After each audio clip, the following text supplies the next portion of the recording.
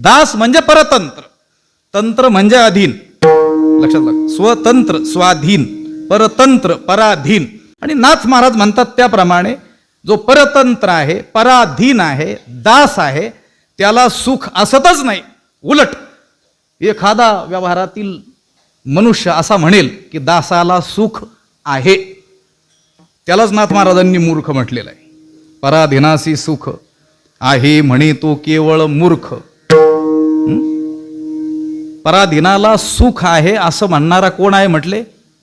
मूर्ख आहे. पराधीनासी सुख आहे म्हणे तो केवळ मूर्ख. सोलीव दुःखाचे दुःख अवश्य देख पराधीना.